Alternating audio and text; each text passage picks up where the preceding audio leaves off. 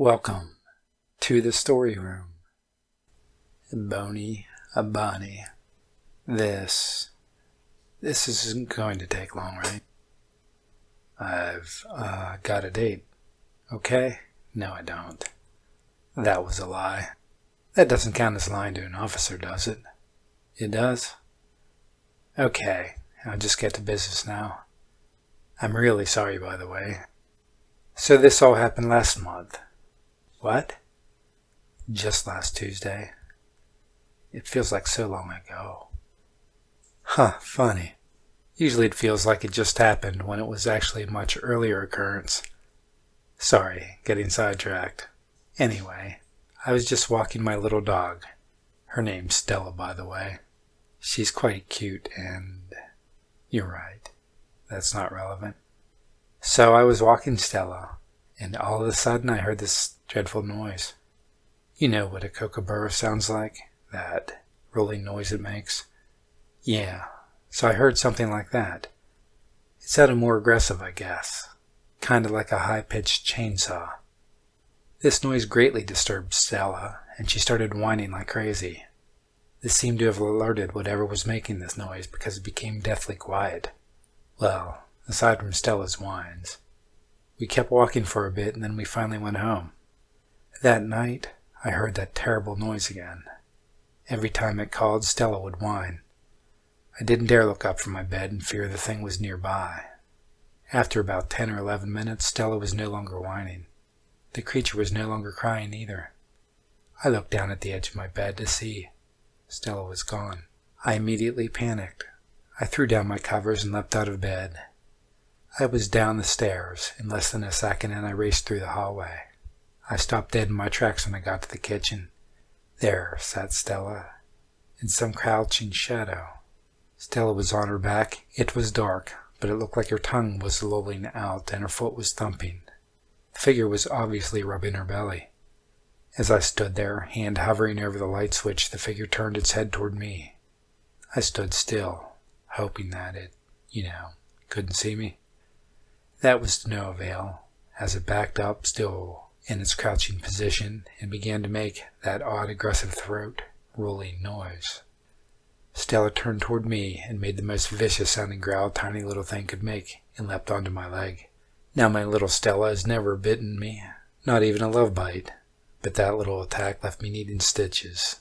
The creature fled through the window, but as it left, I could see something very disturbing about it. It was human. It seemed to be female. I couldn't get an age on her. I only saw her face for a second. Yes, it was clothed. Oh, it would be terrible if she wasn't. She was sitting on my floor. Sorry, getting sidetracked again. Her clothes looked very dirty, I guess. I didn't get a good look at it. She had very long hair. I know that because the lock of it got stuck in the kitchen window when she jumped out of it. I think it was dark brown, but it was really dirty. Anyway, so as soon as she left, Stella jumped onto the kitchen sink and stared out of the window she departed through. Once again in a very uncharacteristic mood for her. She hates heights and can't even jump on the sofa. Once she realized that the creature had left, she went back to her normal self. She even licked the cut. No, I don't think she was in a trance. It looked like she was trying to protect that thing. Girl, yes, thank you. Have you ever seen a dog protect its favorite toy, or even its friend? She was like that, very territorial, but not in a property way. You know what I mean. Oh, and outside I saw weird prints. It was like feet in front of hands, as if the creature had its legs over its shoulders like one of those contortionists. The prints were on my driveway, and it looked like the creature, girl, was running. I also found some prints around the house, but none were as prominent as they were outside. Some even looked like she tried to clean them up. Now I'm getting to the reason you called me in here. The Walston's body's being found. I followed the tracks for what seemed like hours, and I finally found something. I found what appeared to be bones. I also found cloth and hair. I didn't realize what I was seeing until I saw Joan's, Miss Watson's necklace. I found it lying next to the carnage that she had become.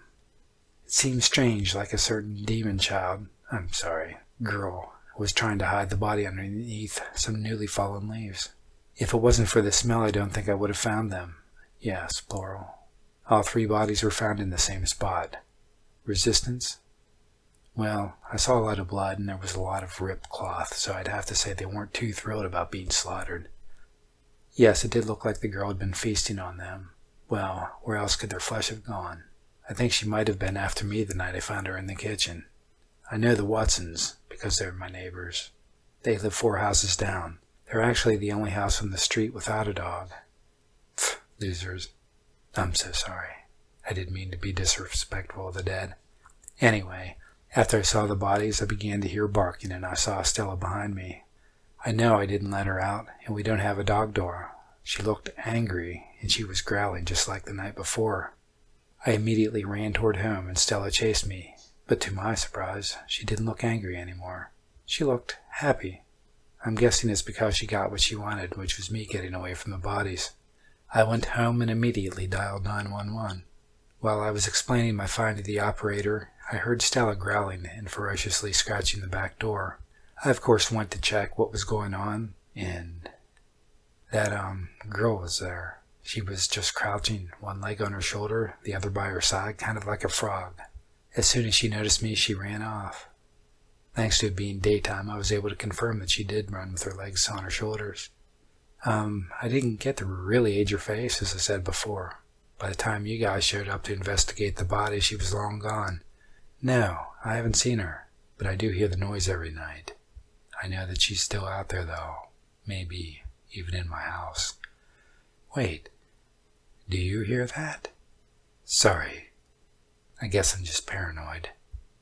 Are we done here? Okay, thank you, and goodbye.